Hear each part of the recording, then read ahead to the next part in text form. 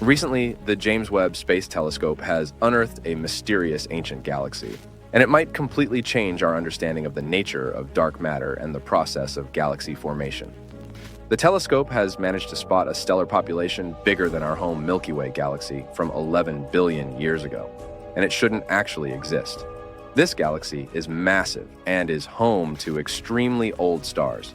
They formed in the early universe. The problem is that this new observation upends our current cosmological models, since, by the time of the galaxy's birth, not enough dark matter had built up to seed such a formation. Researchers have been chasing this particular galaxy for 7 years.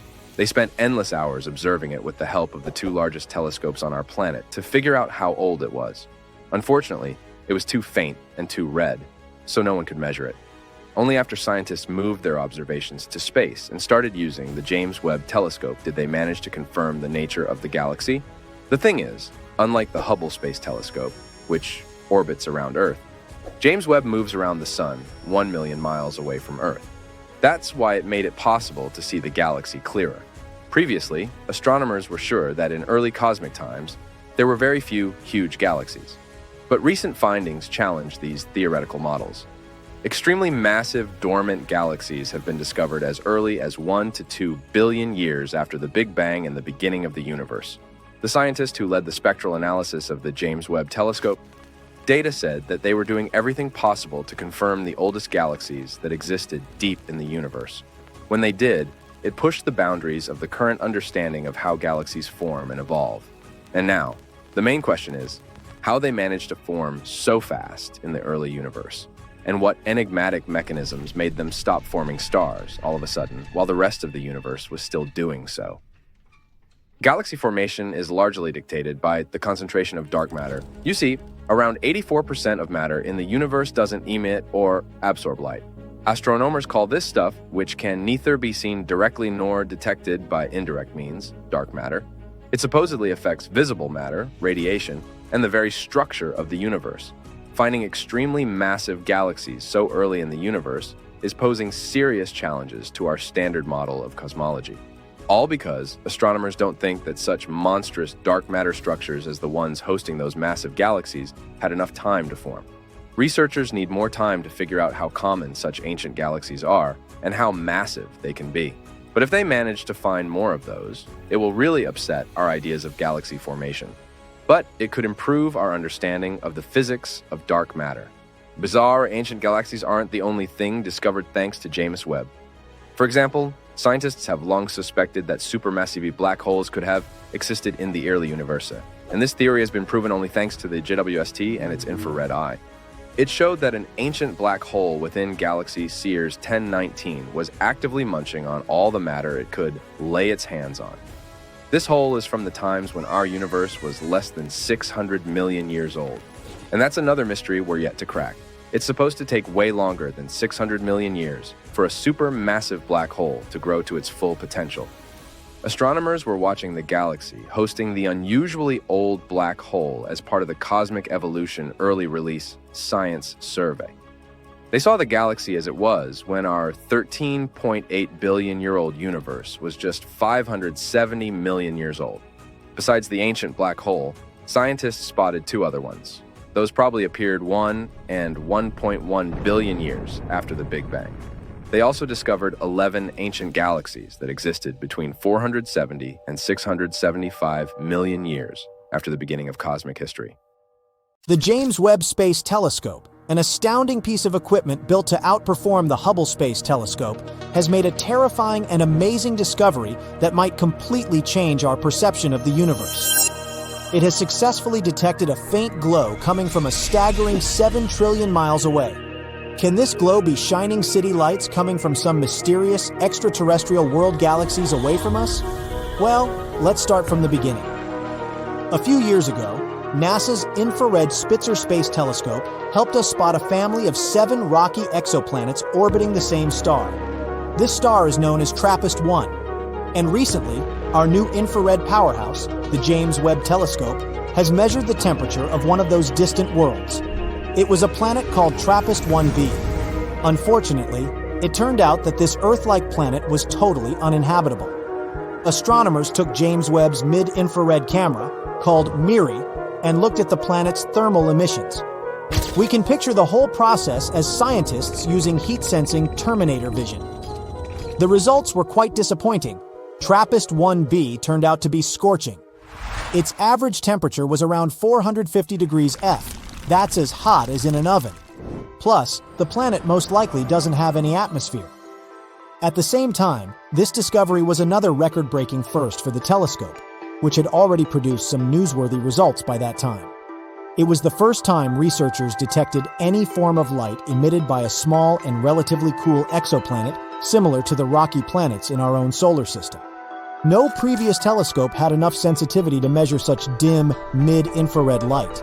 When 7 TRAPPIST-1 exoplanets were first discovered, the astronomical community was ecstatic.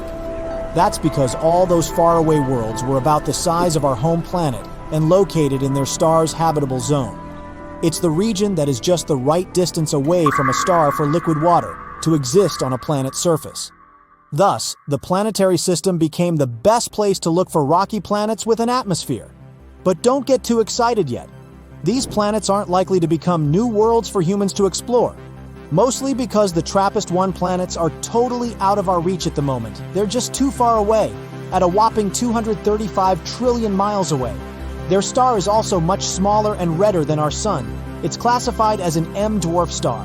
In our home Milky Way galaxy, there are twice as many of such stars as there are stars like the Sun, and they're also twice as likely to have rocky planets orbiting them. It's probably not surprising that astronomers are very interested in such stars. They're the main targets for seeking potentially habitable planets, and it's also way easier and more convenient to observe rocky planets around such smaller stars. But there's a catch. M-dwarfs are more active than our Sun. They frequently flare and spew high-energy rays which are likely to be extremely damaging to planets' atmospheres and any forms of extraterrestrial life. When researchers examined TRAPPIST-1b before, their observations weren't sensitive enough to determine whether this world had an atmosphere, or if it was just a barren rock. But now, we know. The planet is tidally locked to its star, which means that one of its sides always faces the star, while the other is stuck in perpetual darkness. The latest simulations suggest that if this planet had an atmosphere, its temperatures would be much lower since the air would redistribute the heat around both sides of the planet. Unfortunately, the James Webb Telescope recorded much hotter temperatures than needed for such a favorable scenario. It indicates the absence of an atmosphere and knocks the planet off our list of possibly habitable worlds. But the main excitement here isn't actually the features of TRAPPIST-1b. The main takeaway is that James Webb is capable of making such kinds of measurements. It'll help us explore the atmospheres and temperatures of many other distant worlds.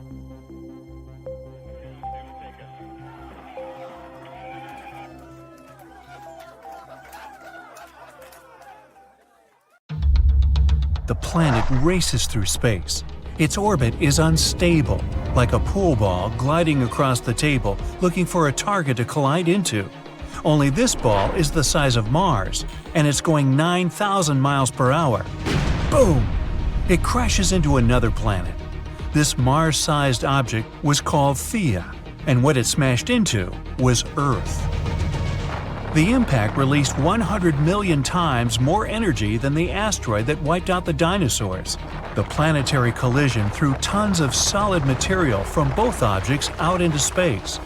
But only one of the bodies survived. Theia was obliterated and then swallowed entirely by early Earth. But that debris didn't go flying endlessly into the cosmic void. No, something crucial happened. All those solid chunks gathered into a cloud. Gravity squished it together, pressing more and more. And in the end, our moon was born.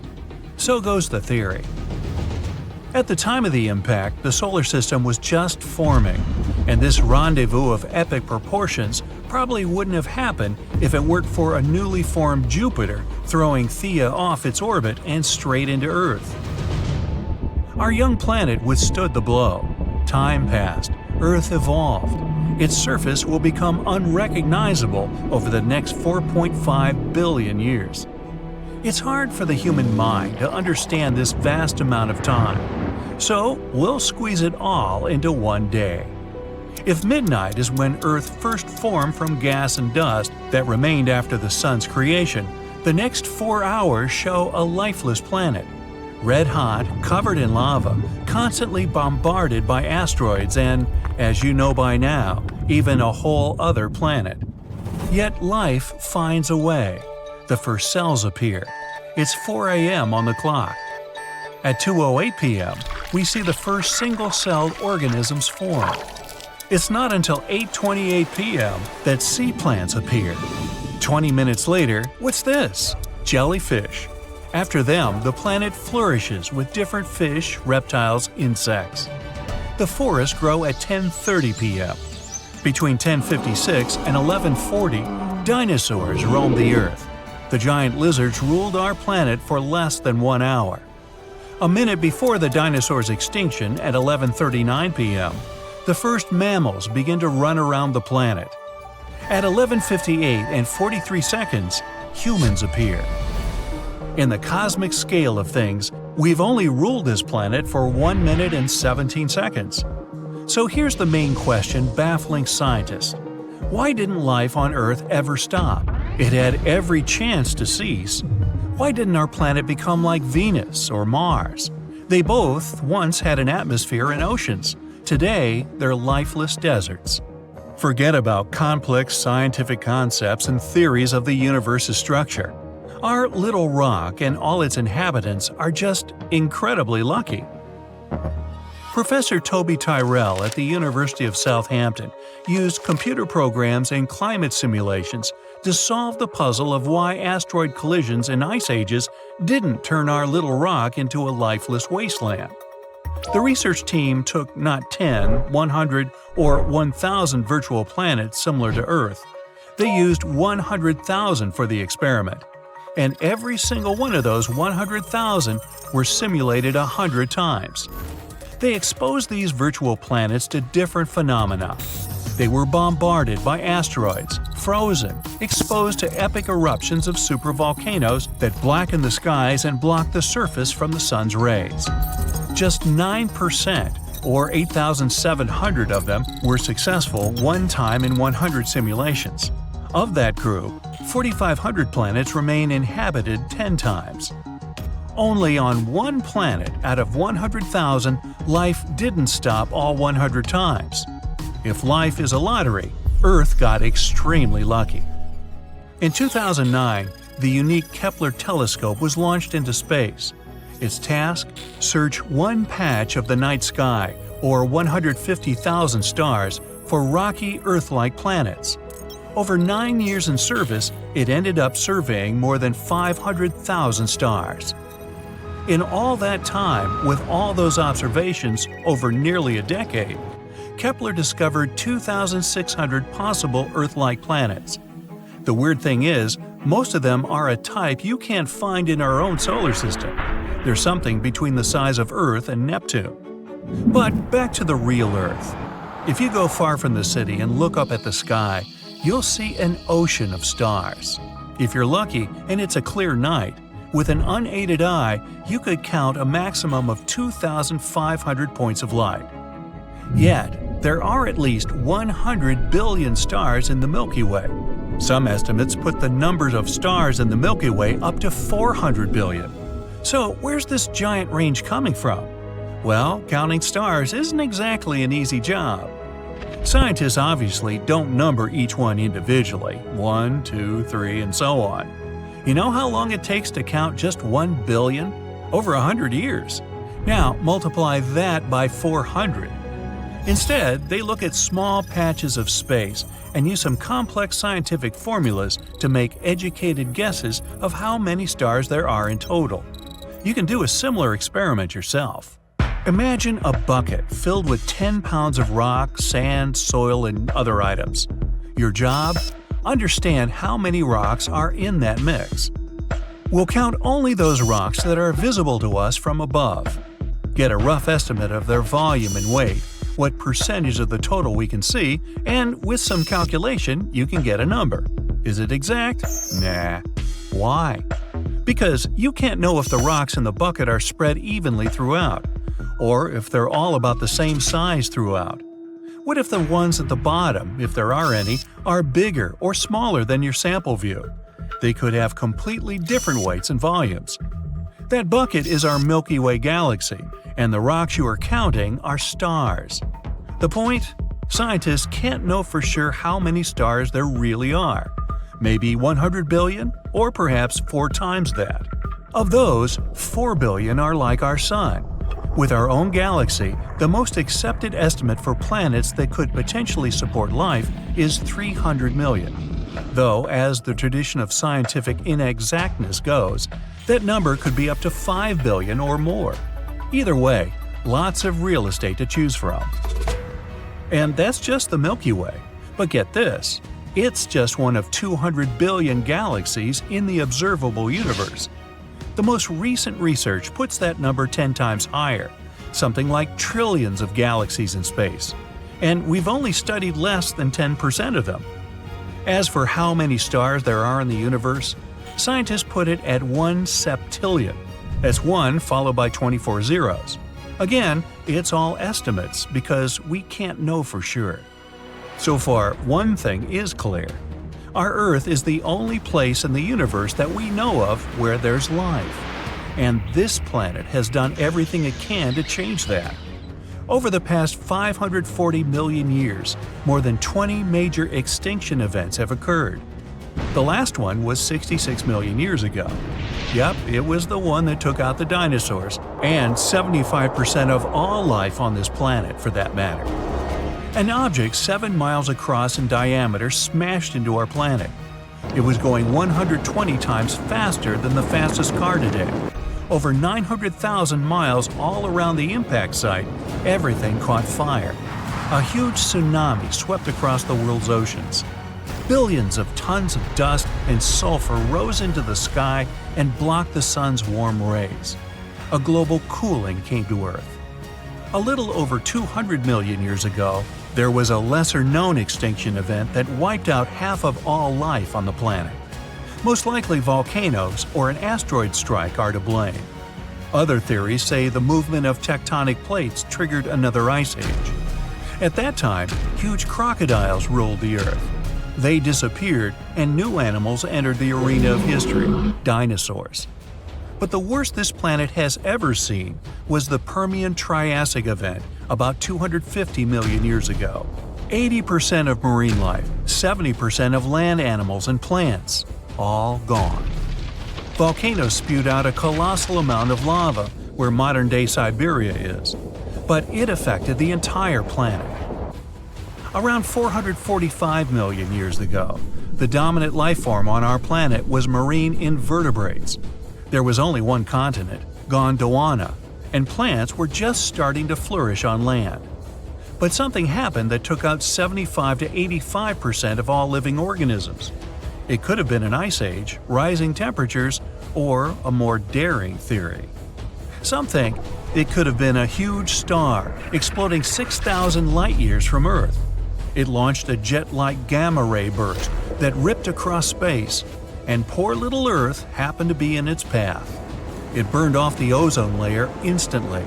Yeah, we kinda need that thing to protect us.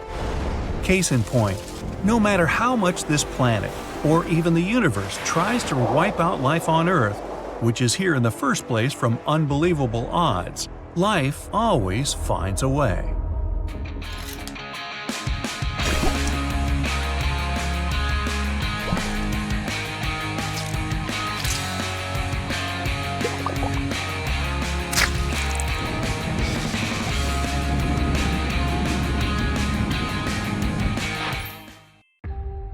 A giant is hiding in the sky. Quipu is the biggest thing we've ever found in the nearby universe. It's been messing with our understanding of the universe for years, and we've just discovered it. Quipu is dense, powerful, and dangerous to ignore. If we don't understand structures like this, we might be reading the universe completely wrong. So, what exactly is it? It's not a solid object like a planet or a star, and it's not a single thing. It's a superstructure, basically an entire region of the universe, a tangled mess of matter spanning a huge amount of space stitched together by gravity. Quipu is made up of an enormous web of galaxies, galaxy clusters or giant groups of galaxies, gas and dark matter. It's like a superhighway, with galaxy clusters being the cities, filaments being the roads, and dark matter being the invisible infrastructure holding it all together. This giant stretches across 1.3 billion light-years. That means if you traveled at the speed of light, it would still take you 1,003,000,000 years just to cross it. Quipu also holds 200 quadrillion solar masses, even though it only takes up 13% of the observable universe. The name Quipu comes from the Incan system of knotted cords used to record things, called quipus. It was like a writing system. In that system, each knot, color, and twist told a story: numbers, taxes, harvests, and so on.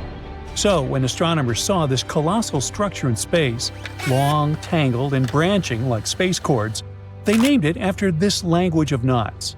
Plus, the shape of the space reminded scientists of those threads. There's a long central filament, and the smaller ones are branching off the sides. What's even more fascinating, Quipu isn't alone. When scientists mapped this part of the universe, they found 5 of these massive structures. They aren't just sitting there either. They formed over billions of years through gravity slowly pulling matter together. All told, all those giants hold nearly half of all the galaxy clusters in that region, 30% of all the galaxies, and a quarter of all the matter in the observable universe. The team that found Quipu used a clever trick. They searched for X-rays coming from galaxy clusters. These clusters aren't just full of galaxies, they're also filled with superhot gas. That gas is so hot it glows in X-ray light, which we can't see with our eyes, but special telescopes can.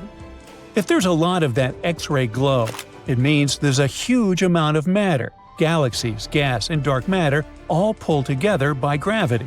That's where the densest, most crowded areas of the universe are. So, by following the X-ray glow, the scientists could draw a map showing where the biggest cosmic structures like Quipu were hiding. Why does any of this matter? Because these megastructures mess with everything. First of all, they warp the cosmic microwave background, the ancient light left over from the Big Bang. It's a faint glow of light that fills the entire universe. After the Big Bang happened and our world was created, it emitted its very first light and signals that still haven't completely weakened yet. The leftover radiation is still coming to us, even after 13.8 billion years. By studying this ancient light, scientists can learn what the early universe looked like, and Quipu ruins it for us. These megastructures hold so much gravity that they bend and distort this ancient light as it passes through them. That's called the integrated Sachs-Wolf effect. These warps add noise to the original signal, and now it's harder for us to get a proper, clearer understanding of what the baby universe looked like and how it expanded. They also mess with the Hubble constant. The universe is constantly expanding, and the Hubble constant tells us how fast it's growing. In other words, how quickly galaxies are moving apart from each other. But giant things in space, like Quipu, have so much gravity that they pull nearby galaxies toward them, messing up the way those galaxies move. This makes it harder for scientists to measure the universe's true speed of expansion. They can't tell if a galaxy is moving because of the universe growing or just because it's being pulled by something huge nearby. And finally, there's gravitational lensing. Light in space travels constantly, but it doesn't always follow a straight line. If the space gets distorted, like by gravity, then the light traveling through the space will get bent and distorted too. Gravitational lensing is when light from faraway galaxies gets bent because it passes by something supermassive, like Quipu here. That huge gravity pulls on the light, like how a heavy ball can bend a sheet. And since light delivers information to us, literally makes us see what things look like, this bending distorts how we see galaxies. The images of galaxies end up looking stretched, brighter, or we can even find an entire galaxy in the wrong place. It's like looking at our universe through a warped magnifying glass. If we're not careful, we could misread those distortions and get the wrong idea about what our world looks like. Luckily, we didn't just drop these mysterious superstructures out of nowhere. Astronomers suspected that something like that should be out there. They just didn't know for sure. Our best model for the universe is called Lambda CDM.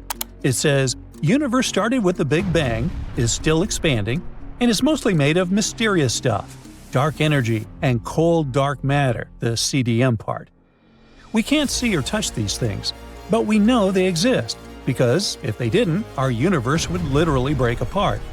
This model matches what we do see, like galaxies forming, how stars move, and the overall shape of the universe. So even if some puzzle pieces by themselves are still a mystery, they match the actual picture.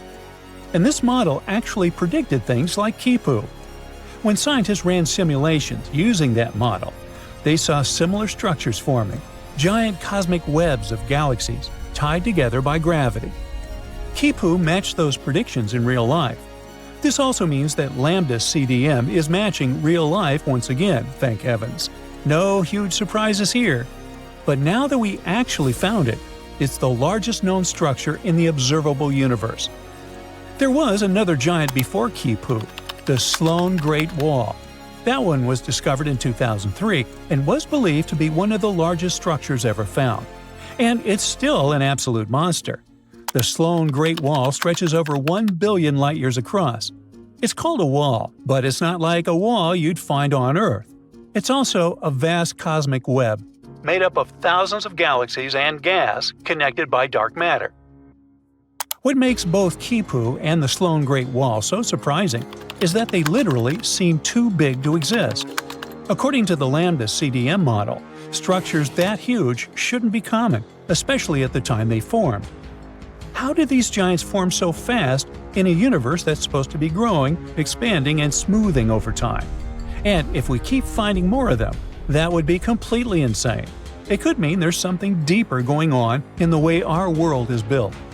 It's all part of our crazy Copernican journey, a long series of discoveries where we just keep getting humbled by the universe.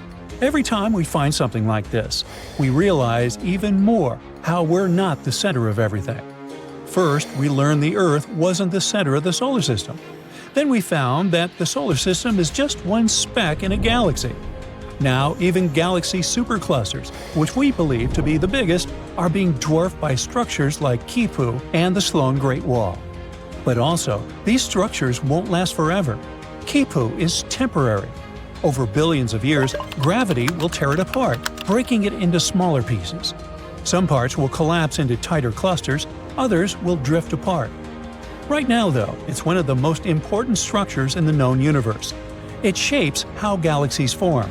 It bends light, making it super important for us to decipher. It literally messes with our understanding of the cosmos. It's been more than a year since the James Webb Telescope, which had taken over 20 years to complete, was launched. And for such a relatively short time, the ultra-modern and most powerful in history piece of equipment has already made plenty of discoveries. By observing the universe at infrared wavelength, James Webb lets us see things no other telescope has ever shown before. The primary goal of this incredible piece of equipment is to study the formation of galaxies and stars that appeared in the early universe. For example, look at the closest to us stellar nursery, a region of space where new stars get born. NASA has shared an image from James Webb that shows a small star-forming region. If you look at the picture attentively, you'll see jets bursting from infant stars. Around them, different colored clouds of cosmic dust are colliding with one another. The view is mesmerizing. The red dust consists of molecular hydrogen. You can also notice that some stars have something like shadows. Those hint at the creation of what will later become planets. At first sight, the image may seem chaotic, but astronomers claim that it's a relatively small and quiet stellar nursery in comparison to some others. Many young stars there are similar in size to our Sun, or a bit smaller. The photo itself was taken with the help of Webb's near-infrared camera, NIRCam. It's the observatory's primary camera that snaps images of the cosmos in 2 different infrared ranges. Another amazing discovery the Webb telescope has made is smoke molecules in a distant galaxy. It's the first time such molecules have been discovered so far away from our planet. The galaxy in question lies 12.3 billion light-years away from Earth. It most likely formed about 1.5 billion years after the Big Bang. Despite such a huge distance between the galaxy and our planet, scientists have managed to detect chemical compounds found in soot or smoke, and it's quite a big deal since it has pushed the record for detecting similar complex molecules back by around 1 billion years. This study has also confirmed the sheer power of the coolest piece of space equipment of all time.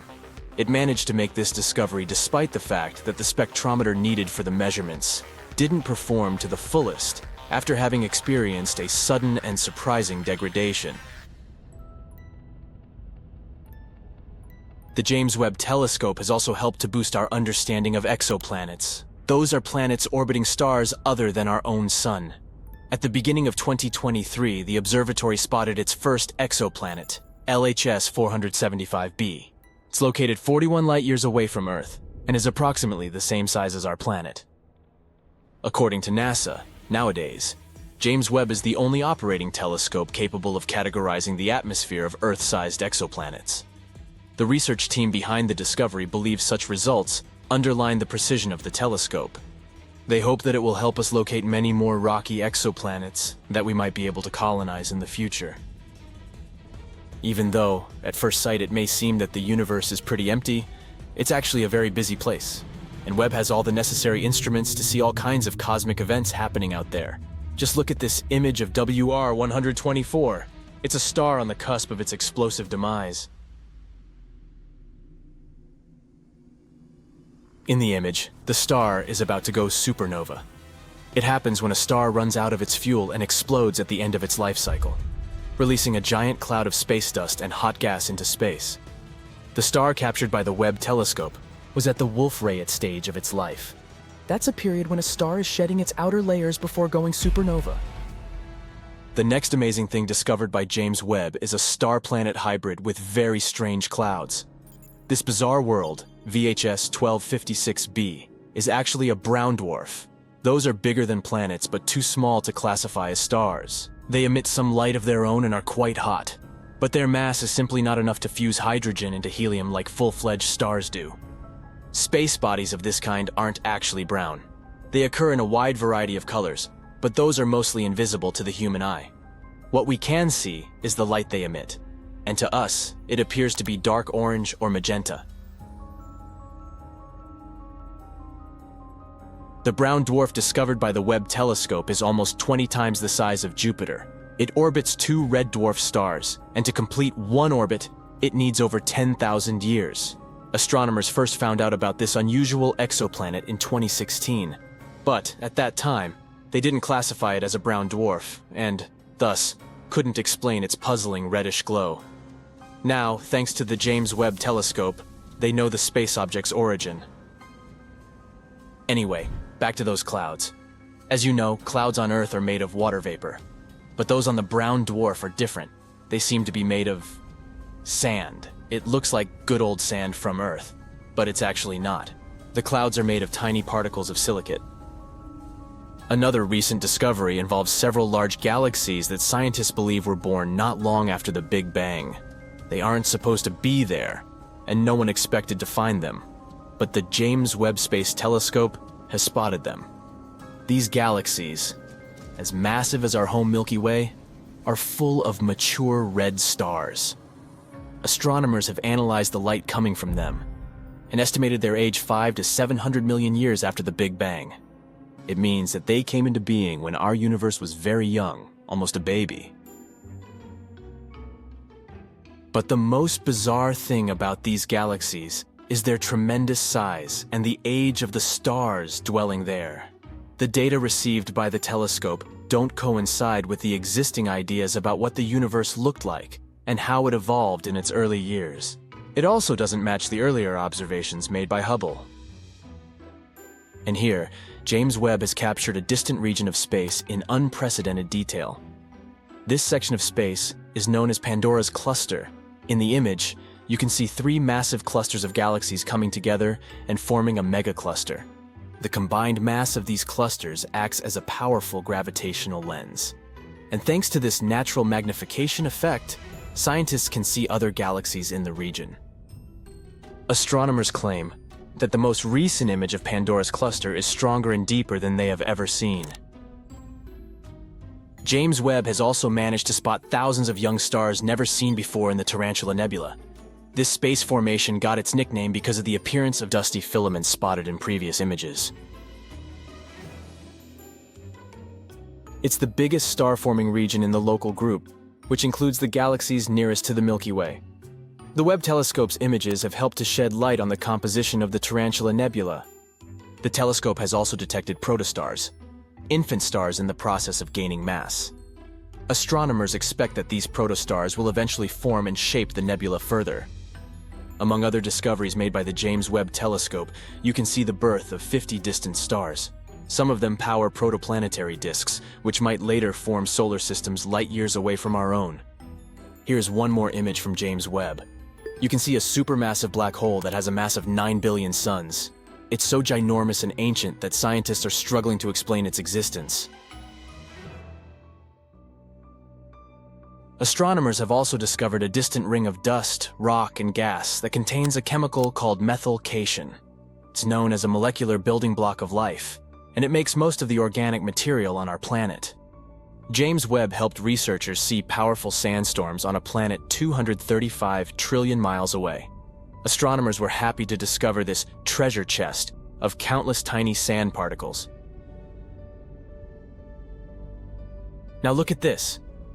Do you recognize this image? Those are the so-called pillars of creation. But this new view shows us just how star-speckled that dusty region actually is. You can compare the new photo with the one taken by Hubble in 2014. This is astonishing proof of scientific progress.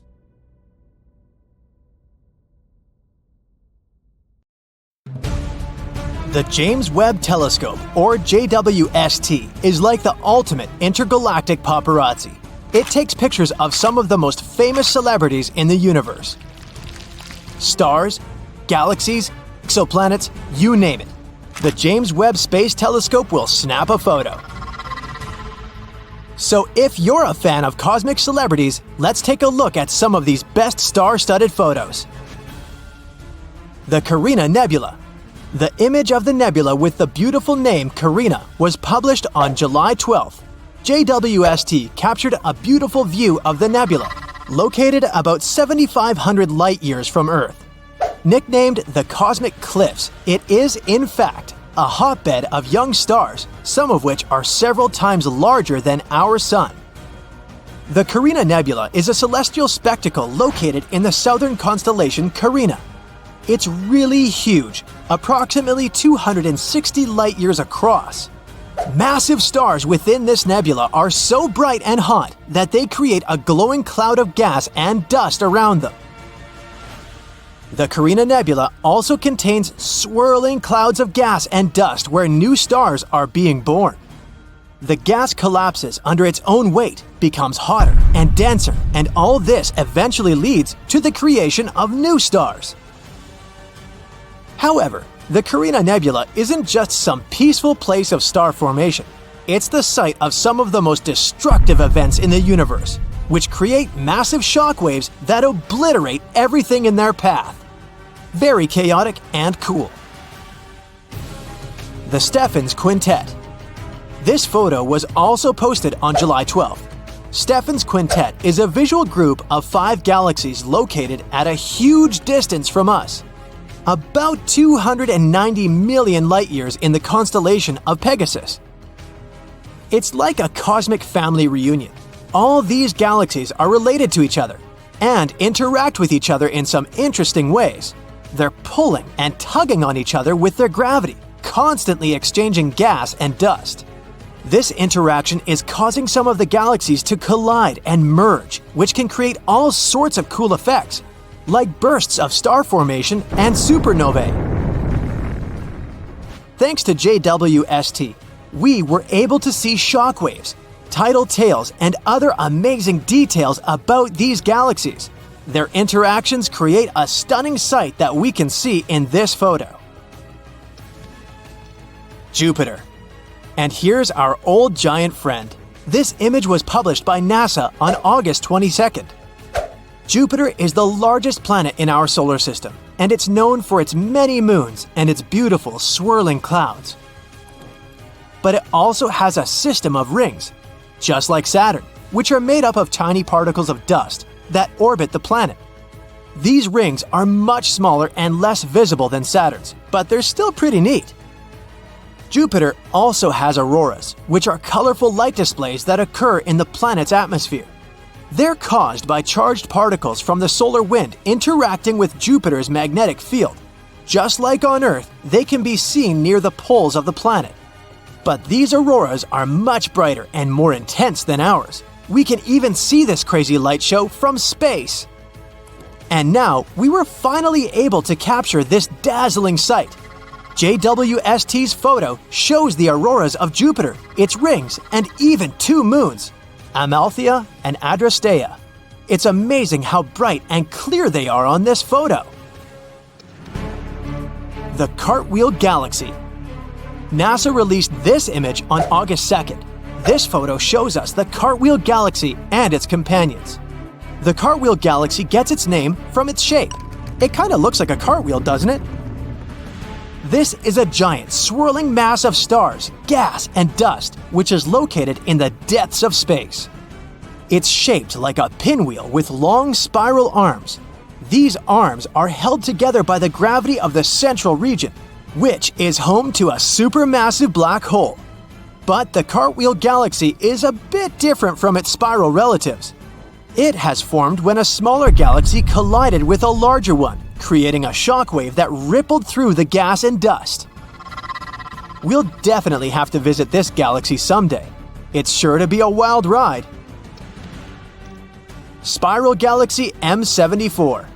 And here comes another spiral galaxy. NASA released this image on July 22nd. JWST had to peer through thick layers of dust and gas to see this beautiful star cluster. M74 belongs to a special class of spiral galaxies known as the Grand Design Galaxy. This means that its spiral arms are noticeable and clearly outlined. All sorts of amazing things are happening inside of spiral galaxies. Supernovas, stars being born in clouds of gas and dust, and many other cosmic wonders.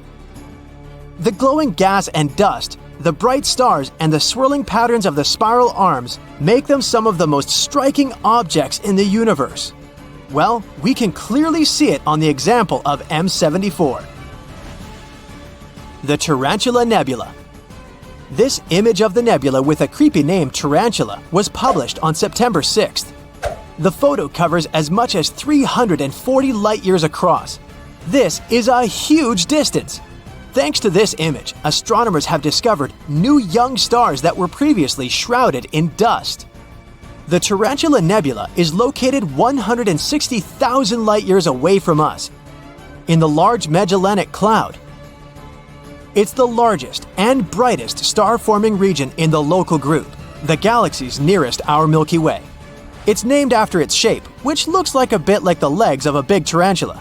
It's a vast region of space, about 1,000 light-years across, and it's home to some of the most massive and luminous stars in the universe. One of the reasons why the Tarantula Nebula is interesting to scientists is its composition. Its composition is close to the region of stars of the cosmic noon, the so-called state of our universe when it was only a few billion years old. At that time, star formation was at its peak. Thanks to the Webb Telescope, we can study this galaxy better and find out what our universe was like at its peak. Neptune's rings.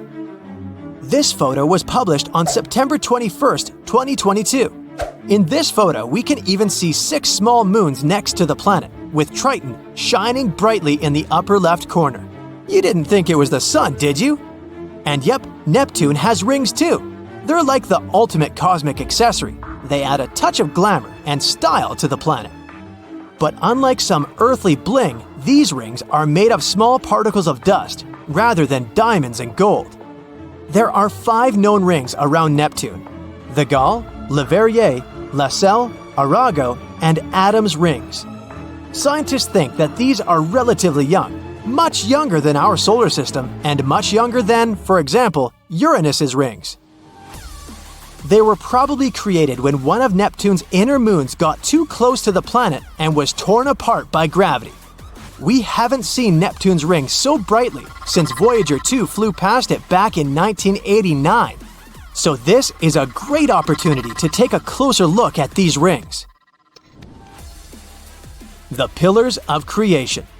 This photo was published on October 19th. The Pillars of Creation became famous thanks to the Hubble telescope, but this photo is very lush and much more detailed. These columns, located in the Eagle Nebula, are about 5 light-years tall, which is really, really long.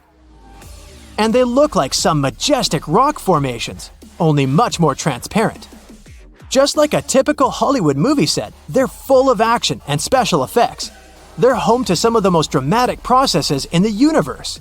The gas and dust are collapsing under their own gravity, forming clumps that will eventually become stars. The place is full of intense radiation, jets of high-energy particles, and supernovae. It's like a cosmic version of Survivor. And if this wasn't creepy enough, here's another photo published by NASA on October 19th. They shared it right before Halloween. Here, the pillars resemble an eerie hand reaching for something. Bruh. Anyway, all these photos give us a truly awe-inspiring sight. They remind us of the incredible complexity of the universe and the amazing things that are happening even in the darkest and most remote corners of the cosmos. Let's hope that the James Webb Telescope will continue to amaze us in the future. Wow, the James Webb Telescope has been fully deployed. If you're interested in astronomy or space, you've got to be excited about the James Webb Space Telescope. Here's why. For starters, it's huge. How huge? The primary mirror of the JWST is over 21 feet wide. The Hubble Space Telescope, the previous largest eye in space, has a mirror of about 7 feet, 10.5 inches. By comparison, if you place the two telescopes side by side, it'd be like putting a horse next to an elephant, and elephants are enormous. There's a perfect reason why the Webb, as it's affectionately called, is massive. It has to be huge because it's not an optical telescope in the traditional sense that most telescopes are. The JWST is an infrared telescope. It sees heat. Infrared light has a longer wavelength than visible light, so it needs a larger mirror to focus that light. So what do we have here with the James Webb Space Telescope? We have two never-before things going on. We have incredible technology and incredible science missions. Both the missions and the technology are out of this world cutting edge. The Webb is a classic example of engineering in the service of science. Because of its greater light-gathering power, the James Webb Space Telescope will be able to take images of things that we were never able to see before, but have always wanted to see. Things like exoplanets, and the first galaxies in the universe, and stars and planets forming inside nebulae. And you can bet that there'll be plenty of surprises too. The James Webb Space Telescope has several technological tricks up its sleeve, which promise to provide its greatest scientific discoveries. The Webb has a coronagraph, and a very special coronagraph at that. The coronagraph is the tool that will allow the first real pictures of exoplanets. The coronagraph blocks out the bright pinpoint light of stars, which we already know have planets orbiting around them. Without the coronagraph, the starlight would make things too bright to see these planets, because planets are hundreds of thousands of times dimmer than the star. But with the coronagraph blocking the starlight, the exoplanets come into view. And the JWST coronagraph can block the light from up to 100 stars at once. We can expect a swarm of exoplanets. This brings us to the next high-tech gadget the JWST has up its sleeve, a no-slit spectrograph. Usually, an ordinary spectrograph will have a slit to allow a sliver of light to enter and be diffracted. Diffraction is the scattering of light to reveal the spectrum of the light's component wavelengths. But the James Webb Space Telescope's work is so sensitive that a sliver of light would overwhelm the optics. So a no-slit spectrograph was installed. The starlight gathered from the big mirror is sent into a fiber optic cable to send only a single spot of light into the spectroscope. And that's where the grism takes over. Sir Isaac Newton used a prism to discover the spectrum of sunlight, Roy G. Biv, as you may recall. But the Webb uses a grism. That's a compound word, like smog, which is smoke and fog. A grism is a graded prism. That means it has itsy-bitsy, teeny-tiny grooves that diffract the spot of light the big mirror sends down the fiber optic cable and into the spectrograph. The science of reading a spectrum of light is called spectroscopy. By analyzing the spectra of light from the exoplanets, the JWST will determine what gases are in the planet's atmospheres, as well as their density and even their temperature. It's an incredible advance in our knowledge.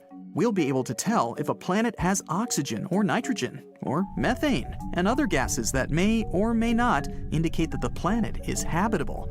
Another Earth, perhaps. Presently, the JWST is parked in its permanent location. Unlike the Hubble Space Telescope, which orbits the Earth, the James Webb Space Telescope orbits the Sun. It orbits the Sun at one of the gravitational balance points between the Earth-Sun system.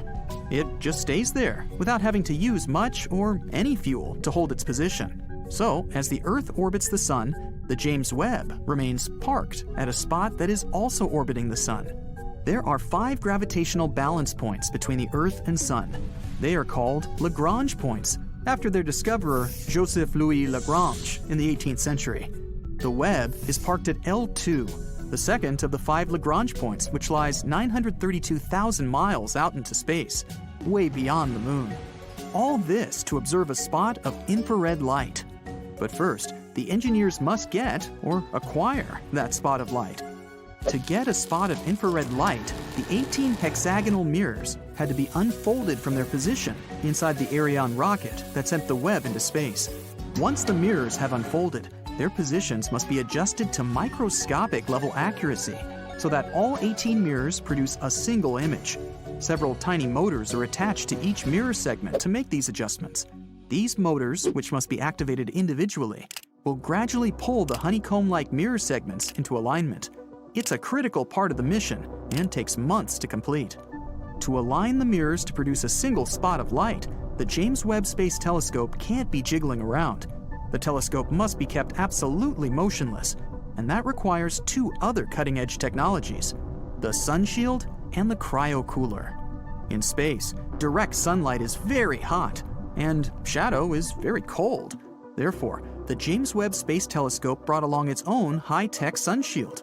It's huge, too, as big as a tennis court huge, comprised of 5 individual layers of Kapton film, only a millimeter thick. Each layer of the sun shield has to be remotely deployed individually using a system of 8 motors and 139 actuators with thousands of parts. The purpose of the sun shield is to help the JWST stay cold. The colder the better. And colder is what the cryocooler is for. Temperature can be measured 3 different ways: in degrees Fahrenheit, where water freezes at 32 degrees and boils at 212; in degrees Celsius, where water freezes at 0 degrees and boils at 100 degrees. But neither of these thermometers have a starting point. So, Lord Kelvin, in the 19th century, devised a 3rd temperature scale, the Kelvin scale, which starts at absolute 0, the coldest temperature possible.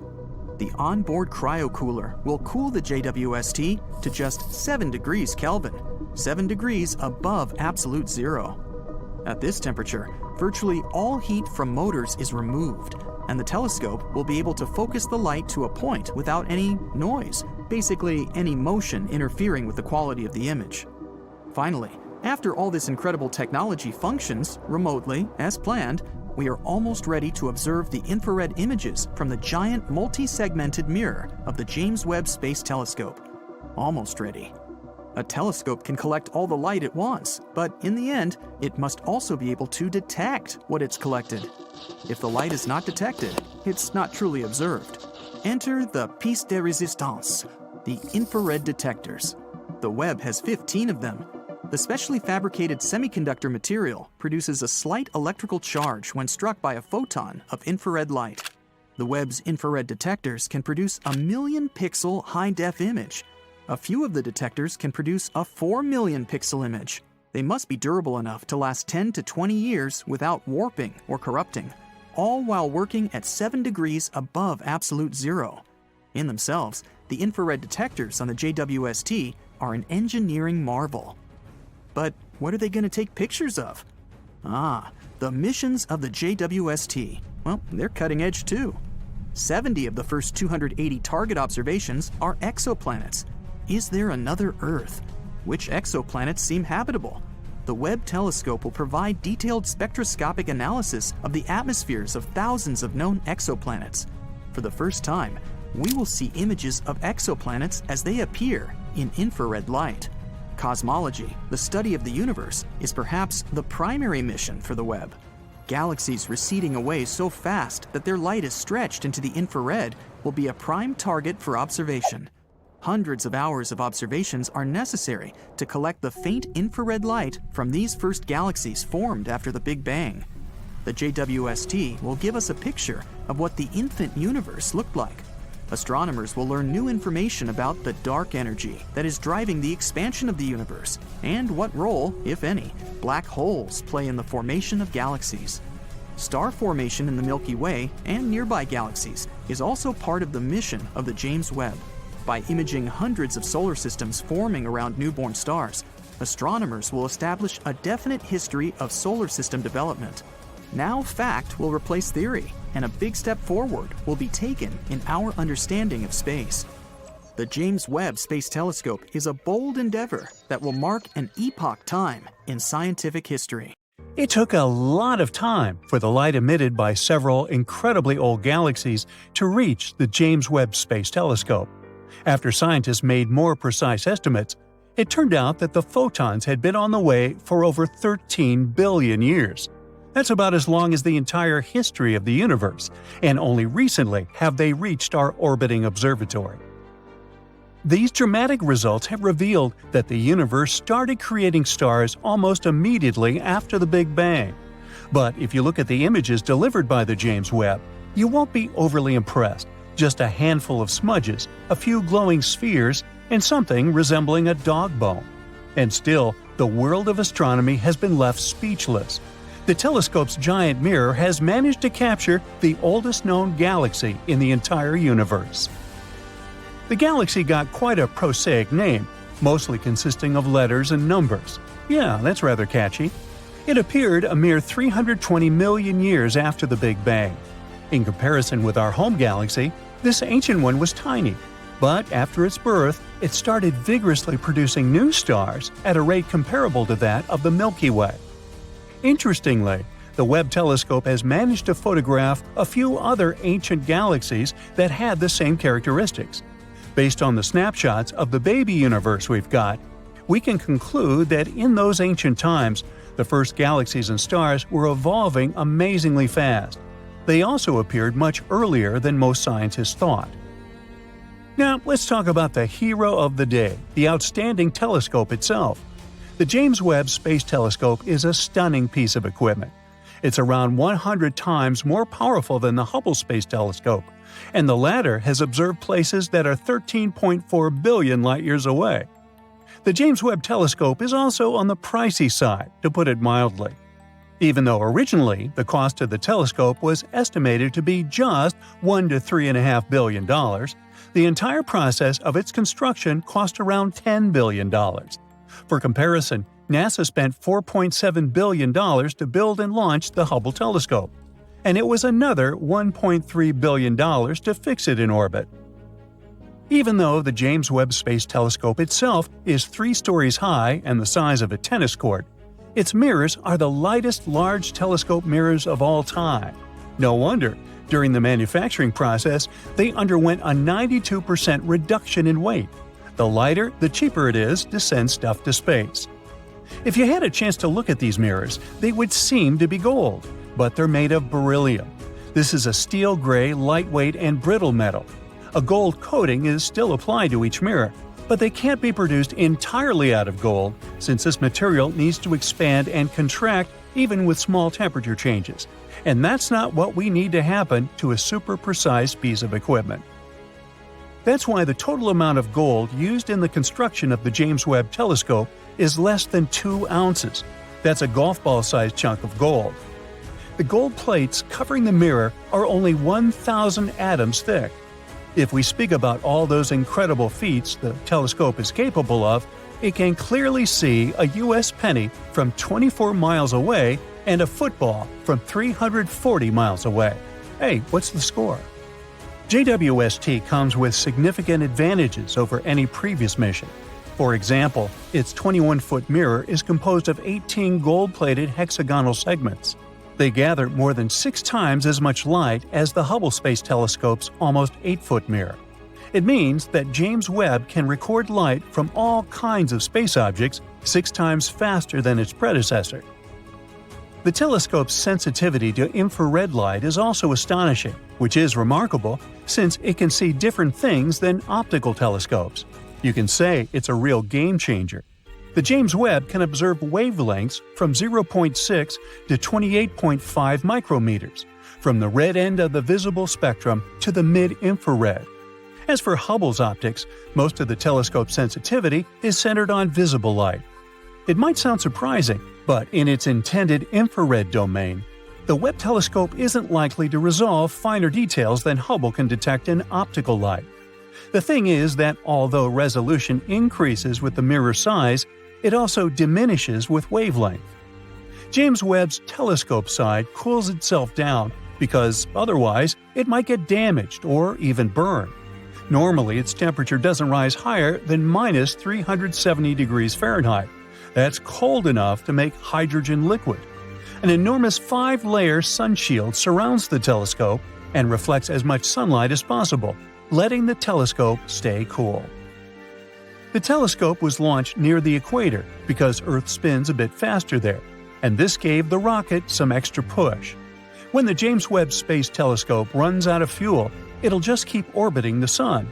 On the other hand, even though the telescope wasn't designed to be serviced or upgraded, it might potentially be refueled with the help of robots in the future. This might extend its lifespan. Anyway, here are the reasons why we can say this telescope has changed astronomy. For one thing, we might finally see dark matter. Around 84% of matter in the universe doesn't emit or absorb light. Astronomers call this stuff, which can neither be seen directly nor detected by indirect means, dark matter. It affects visible matter, radiation, and the very structure of the universe. Dark matter is like some binding agent of our universe, and we're still not sure whether it exists. And now, thanks to the James Webb Telescope, scientists might finally have a way to seek dark matter. It's a huge development that is likely to change the way we observe the known as well as unknown universe. Even though astronomers haven't seen dark matter directly yet, they have been able to trace the distribution of this mysterious universal compound, all thanks to James Webb's powerful instruments. Another reason the new space telescope is so cool is that it helps us learn more about star formation. This process has always been a foundational part of astronomical studies. But even though Hubble has provided us with some iconic images and observations, there are still many unanswered questions about how stars form and go out. But astronomers are sure that James Webb will fill in the blanks. All because this telescope can peer further and deeper into the universe than any other telescope that has ever existed. Its location and cutting-edge equipment allow it to gaze through gases and dust surrounding early galaxies and stars. It will let us get a better look at star formation. It's also obvious that Webb's discoveries are bound to change the way we think of the early universe. For example, recently, the telescope has revealed several large galaxies that scientists believe existed not long after the Big Bang. They aren't supposed to be there, and no one expected to find them. And still, the James Webb Space Telescope has spotted them. These 6 galaxies, as massive as our home Milky Way, are full of mature red stars. Astronomers have analyzed the light coming from them and estimated their age 5 to 700 million years after the Big Bang.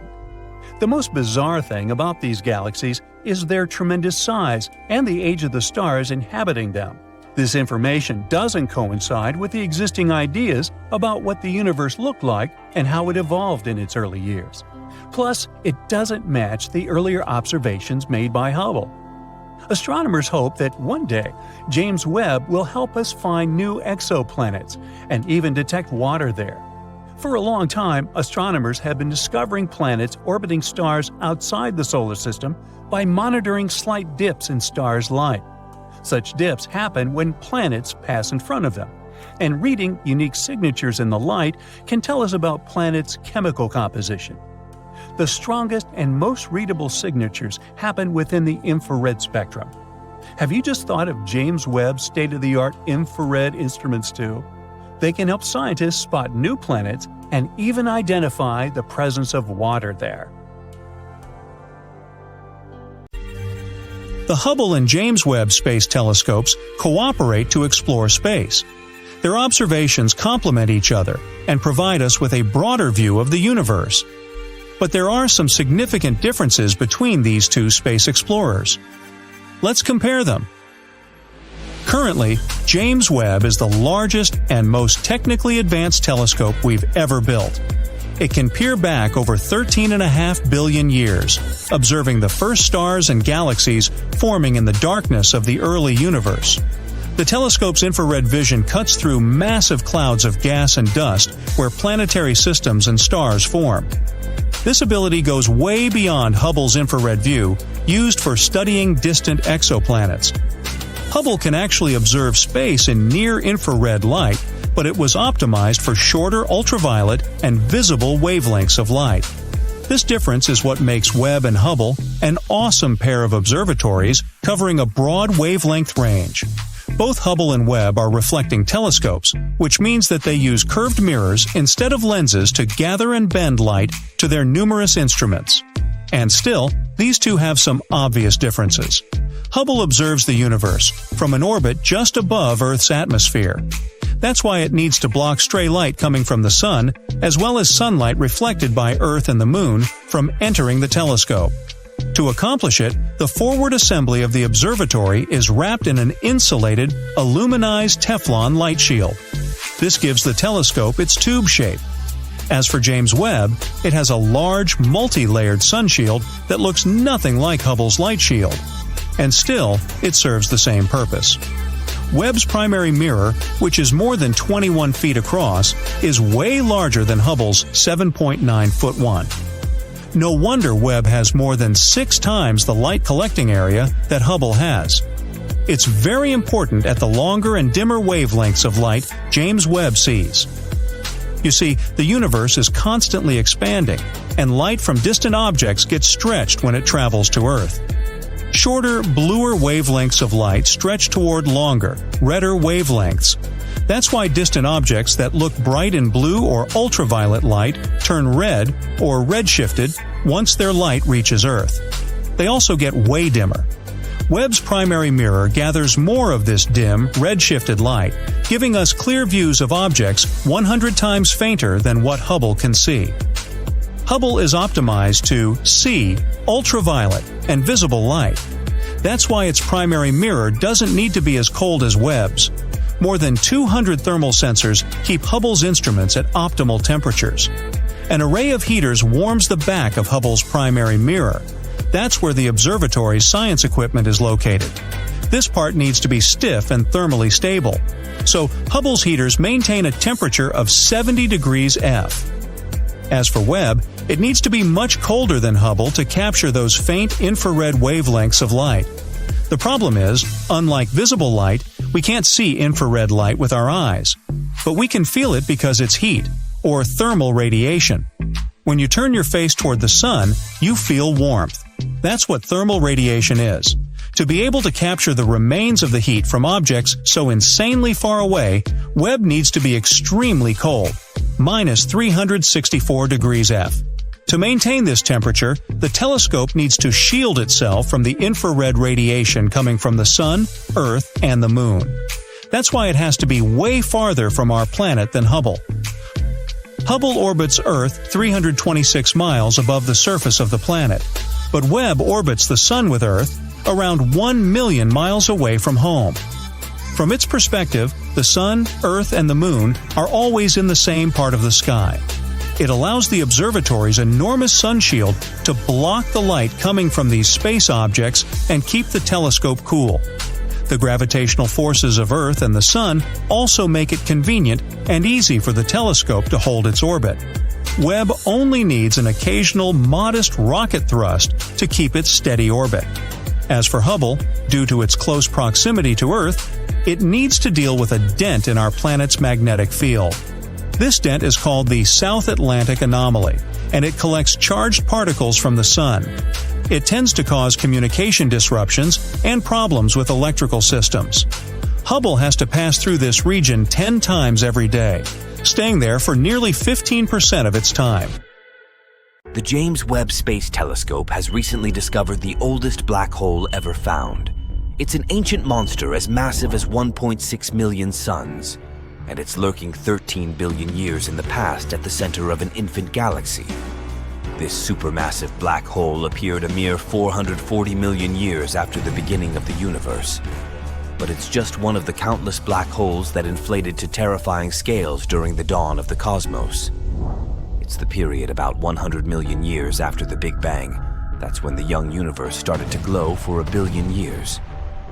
This discovery of the universe's oldest black hole can provide astronomers with the answers to some vital questions. For example, how could these space whirlpools balloon in scale so fast after the universe began? Or how did they appear in the first place? You see, black holes in the early universe couldn't grow as quietly and steadily as many modern black holes do. They were bound to experience some peculiar formation and growth. At the same time, closer to the present day, black holes are believed to be born from the collapse of ginormous stars. They grow by munching on gas, dust, stars, and other black holes non-stop. The friction created in the process makes the material, spiraling into a black hole, heat up, and it emits light that can be detected by our telescopes. To spot the oldest black hole, scientists used 2 infrared cameras, the JWST's mid-infrared instrument and near-infrared camera. They used the camera's built-in spectrographs to break down the light it had been recording into its component frequencies. While examining the results, they discovered unusual spikes among certain frequencies. It could only mean that the hot material around a massive black hole was beaming out faint traces of light. One of the most popular explanations for how ancient black holes grew so rapidly is that they appeared after sudden collapses of colossal gas clouds. Or they could form as a result of merges between clumps of stars and black holes. There's also a possibility that some of the oldest black holes could have been seeded by hypothetical primordial black holes. Those are believed to have appeared moments after the universe began, but their existence hasn't been proven yet. In any case, this most recent finding of the ancient black hole is extremely important because the formation of galaxies and the appearance of black holes go hand in hand. Every normal-sized galaxy that we know of has a black hole at its center. But even though such black holes are massive and can weigh millions and billions of solar masses, they are still tiny in comparison with their home galaxies. A supermassive black hole usually reaches less than 1% of the mass of a regular-sized galaxy and has a volume that is billions of times smaller. And still, somehow, supermassive black holes can influence galaxies, controlling the formation of stars for billions of years. The thing is, black holes exert an enormous gravitational pull on their surroundings. Any gas, dust, and stars that come too close to a black hole find themselves trapped. A lot of material crams into the space around the black hole and heats up, because that's what materials do when compressed. Soon, everything around the black hole flattens into a thin disk, which is called the accretion disk, and starts swirling around the black hole. Astronomers believe that this process is behind the mysterious relationship between black holes and their host galaxies. It's a connection between the mass of the supermassive black hole and the velocity dispersion of the gas in the galactic core. This cycle also controls the rate of star formation, which is a crucial element of the evolution of galaxies. If this delicately balanced process goes off kilter, the outflows from black holes can get too strong, not only heating the gas in a galaxy, but also removing it altogether. And then, the formation of stars doesn't simply slow down, it stops completely. Major galactic merger events can lead to such dramatic consequences because too much material falls into the central black hole too fast. So you're a giant titan who creates our universe from the ingredients in your locker. And so you've got a beautiful sunburst arc galaxy. Let's put it about 11 billion light years away from the Earth. Now let's add brightness. Size? Oh, you accidentally hit the copy button. Oh no! Now there are 12 copies of this galaxy. Well, this scenario actually doesn't seem so impossible if you look at recent Hubble telescope images. There are 4 unusual arcs here. Number 1, 2, 3, and 4. And there are bright dots on each of the arcs. Each dot is an exact copy of the sunburst arc galaxy. So we have 2 possibilities. Either someone created 12 perfectly identical galaxies, or it's just an optical illusion. Scientists are sticking with the second option. For starters, let's look at a lantern light at night. See that circle around the light? It's called a halo. It appears when there are lots of ice crystals or water droplets in the air. These crystals refract the light from the light bulb, just like a lens. And we, as an observer, see a bright circle of light. Well, that halo circle and the sunburst arc photo do seem a little similar, don't they? Well, it really does.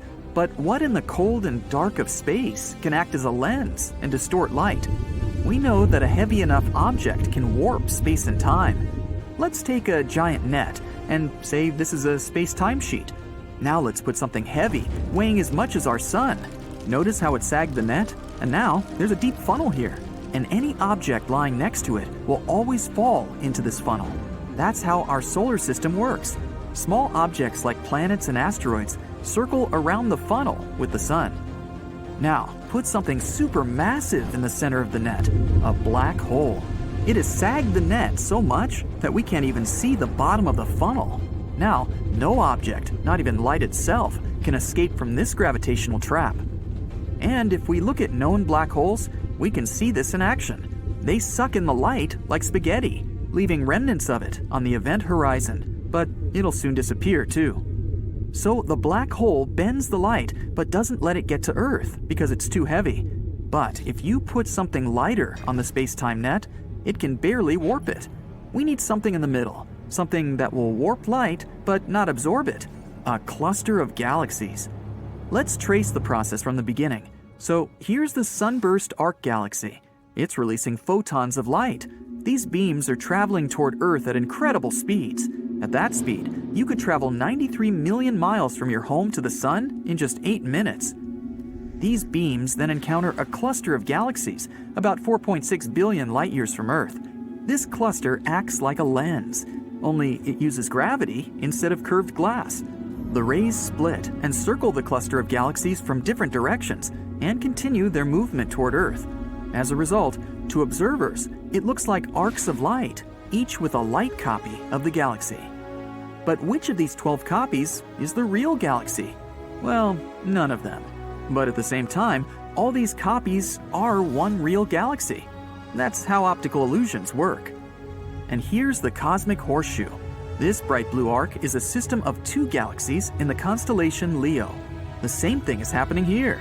The light from these 2 galaxies passes through a lens of another galaxy, about 100 times heavier than our Milky Way. So the gravitational lens is not only beautiful, but also incredibly useful for our scientists. There are a lot of faint and dull objects in distant space, and we can't see them at great distances. But gravitational lenses help their light to reach the observer. And then we can begin to study these distant cosmic objects. For example, the sunburst arc is an extremely old galaxy from a time when all space was dark and had no stars at all. It was the age of reionization, about 550 to 800 million years after the Big Bang.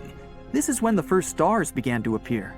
Their light helped to charge the universe, and after a few billion years, it took on the form that we see now. So, by studying galaxies like the sunburst arc, we can understand how our universe was born and formed. And such arc circles are only one type of lensing. The other type is the Einstein cross. Let's look into the constellation Pegasus. About 8 billion light years in that direction is a bright quasar. This is the active core of a galaxy, with a supermassive black hole at its center. It absorbs the stardust and matter around it and gets bigger and brighter. One quasar emits 100 times more energy than all the stars in our galaxy together. It's also the brightest object in the entire universe. Their brightness is estimated at plus 12.6 units. At the same time, the brightest observed star has negative 1.46. And we can observe how the bright light of the quasar bends and forms an Einstein cross. A beam of light flies to a galaxy 400 million light years from Earth and begins to warp. We as observers see the result: 4 bright points and the galaxy lens itself in the center. Perhaps in the future, the quasar will become a large galaxy and we'll be able to observe the process of its birth through this lens.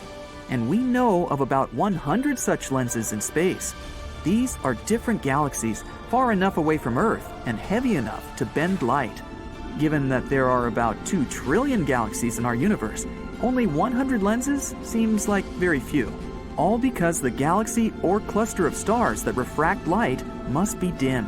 If they're bright, we'll only see their own light. And even our Milky Way galaxy can be used as a lens.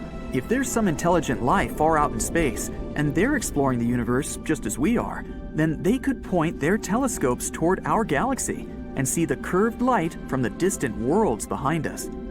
Interestingly, even a small object like the sun can also bend light from other stars, but it bends the light at a very small angle, so you barely see this difference. And sometimes you can see the same copying as with the sunburst Arc galaxy right here on Earth. And you don't even need a telescope. You can see 3 suns on the horizon in freezing weather. It's the same ice crystals that create the halo around a street lamp. They refract the light from the sun so that the circular halo has 2 bright dots on either side of the real sun. These dots are so bright and big that they can really be confused with a real star. A similar effect occurs with moonlight. The moon reflects the sun's rays to Earth, but the crystals in the clouds refract the light so that you see 2 blue dots next to the moon itself. But when it comes to gravitational lenses in space, they bend not only the light, but also the flow of time. The rules are simple. The bigger and heavier the object, the slower time flows near it. So if you find a supermassive black hole and can get to its heart, time can practically stop for you. 1 minute near a black hole can be equal to weeks or even months on Earth. But the Earth is also quite heavy, and it also slows down time flow. You can fly away from Earth far enough to get rid of its gravitational influence. Now you move through time a little faster than everyone else on Earth. And there's one person on Earth who has actually made such a journey. It's an astronaut who has been on the International Space Station for 803 days, 9 hours, and 39 minutes, and even 41 hours in outer space. And now he's moving through time ahead of all the inhabitants of Earth by 0.02 seconds. Let's go back to our space-time net. Let's put the Earth here. It's warped the net just a little bit, but it's enough to make the time flow at the center of the funnel differ from the time flow a few inches away. That's how this astronaut was able to time travel forward. The Big Bang Theory doesn't explain how exactly our cosmos started. It's more like a story about what happened after, in the earliest stages of the universe. That's when all stars, galaxies, and specks of dust were crammed into a dot, no bigger than a peach with a temperature of more than 1 trillion degrees. Our cosmos doesn't have an edge or outside. The Big Bang wasn't an explosion that happened at some particular point. It was the moment when space itself began to expand everywhere at the same time. That's a process we call inflation. When the cosmos was nearly 1 million times smaller than today, everything was just a plasma that later expanded, cooled, and then converted into a neutral gas. That was the time when the first atoms formed. All these processes released enormous amounts of radiation. The cosmic microwave background, CMB, is the fossil of that radiation that dates back to about 380,000 years after the Big Bang. Before that, the heat from the creation of the universe was way too intense for even light to shine. Only after matter cooled down did it get lighter because the universe became less dense and more transparent. In the first 3 minutes of this process, certain light elements formed, such as hydrogen and helium. About 400 million years after the Big Bang, the cosmos slowly started coming out of its dark ages. This period probably lasted over 500 million years. Clumps of gas came together and formed something beautiful, the very first stars and galaxies.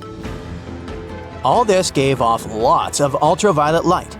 It was as if someone finally turned on a cosmic flashlight that cleared away the foggy gas that was all around. About 9 billion years later, our solar system got into the game too.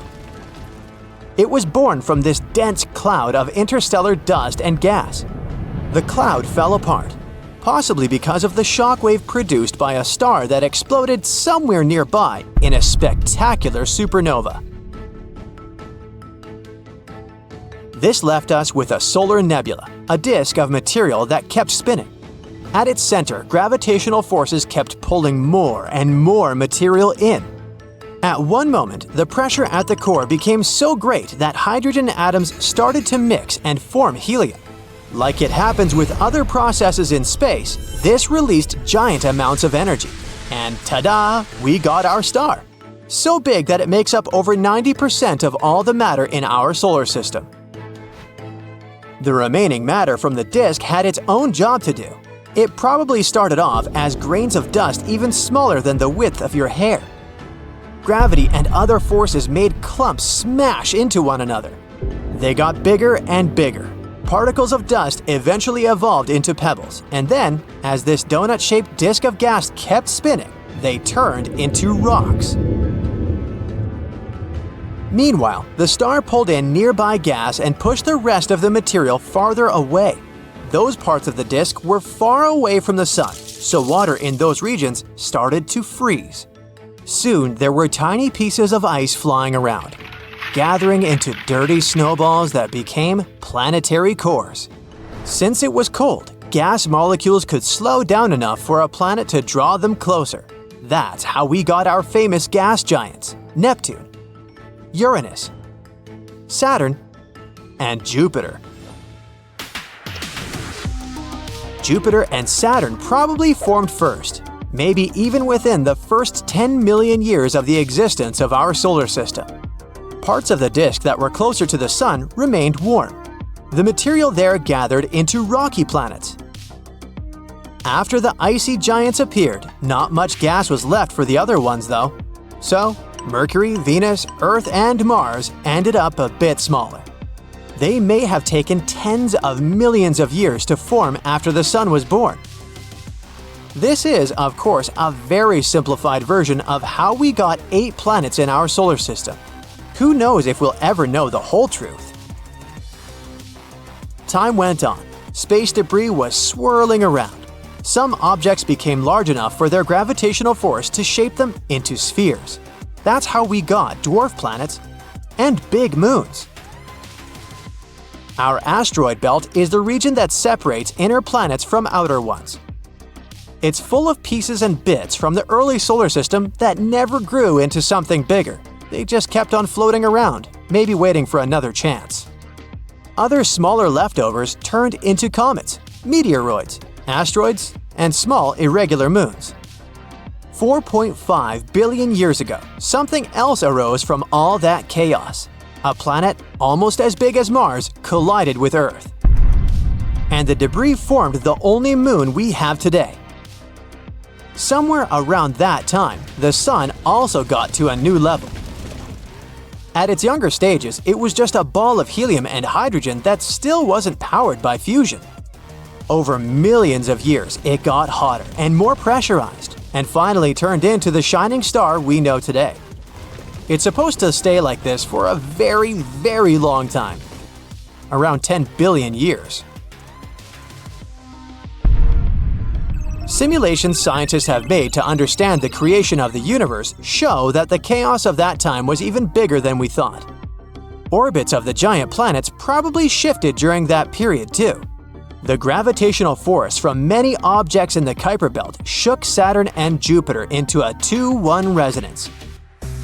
That means Jupiter made a circle around the Sun twice for every Saturn orbit. This brought the two giants closer together, which wasn't good for their surroundings. There's a theory that Uranus didn't form where it is today, which is 20 times farther from our Sun than Earth.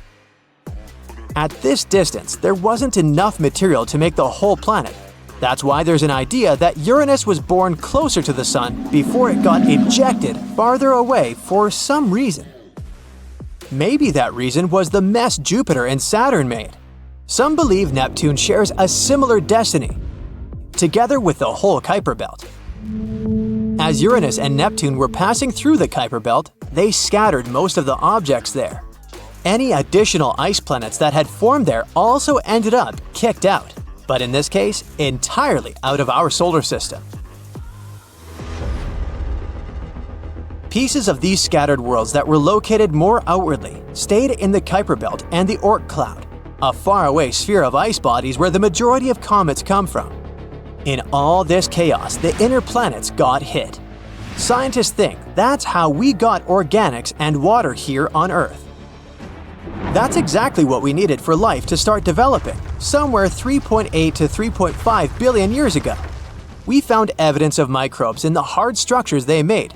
Those are called stromatolites. They help us understand the earliest forms of life on Earth. Up until 3 billion years ago, Mars might have also been a good place for life. The red planet used to have a thick atmosphere and a strong magnetic field, just like Earth. But unlike our planet, Mars cooled from the inside, which switched off this whole mechanism. Without its magnetic field, nothing could protect the planet from the solar wind that pulled away most of its atmosphere in just a few 100 million years. Mars used to have magnificent lakes, rivers, and water streams that left traces we can see on its surface, even today. Luckily, Earth managed to keep its water, so life continued to evolve.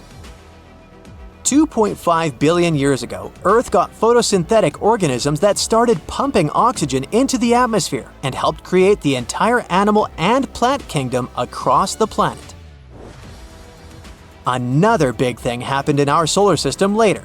Saturn got its astonishing rings. No one knows for sure what happened back then, but a new theory says the rings aren't as old as the planet itself, only about 100 million years old. At the same time, something hit our moon and left Tycho crater, one of the most prominent craters on the lunar surface. Other planets couldn't avoid collisions either, including Earth. You already know what happened 66 million years ago. A giant asteroid triggered changes in climate and erased 3/4 of life, including dinosaurs.